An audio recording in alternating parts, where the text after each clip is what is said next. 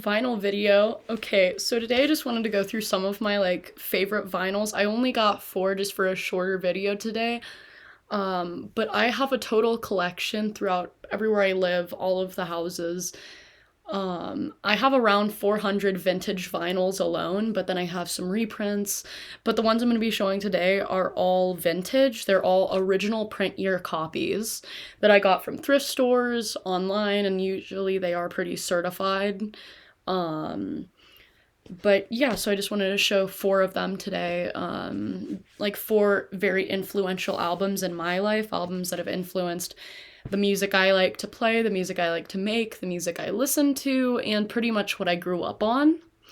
Granted, I don't have all of those because I grew up heavily listening to punk, like The Clash and the Sex Pistols, all of that when I was like 8, 9, super young.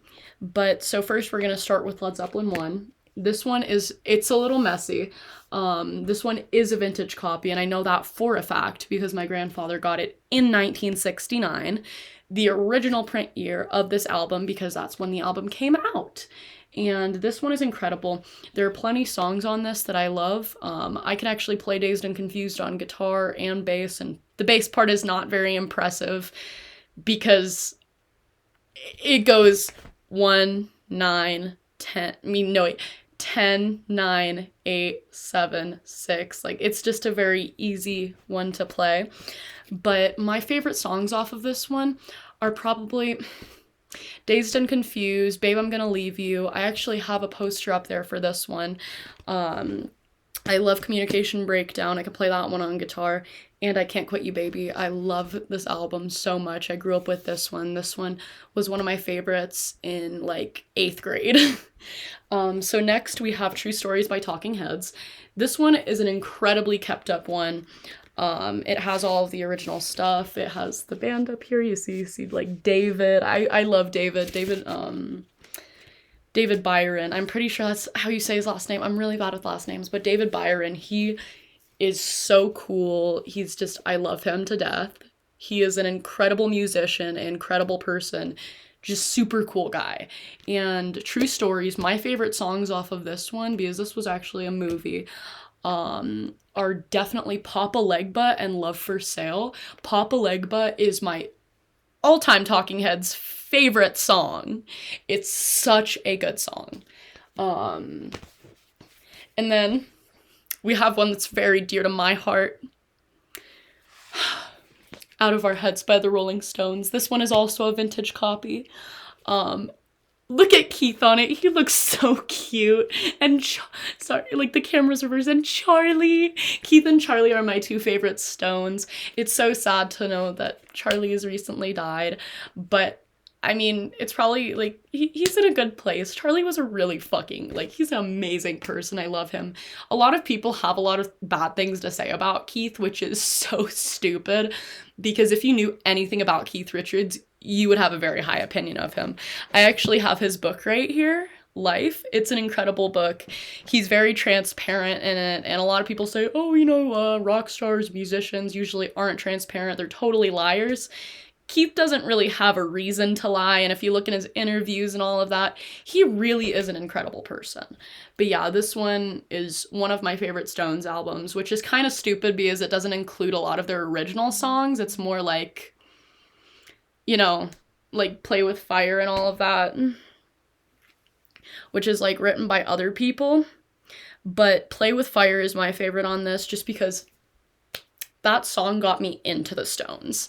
That song got me so into the Stones, and I love it. But yeah, this is one of my favorite Stones albums, mainly because of the cover, because look at Keith. And then we have one of my favorite albums of all time. Probably right now my favorite album of all time. Waiting for the Sun by The Doors.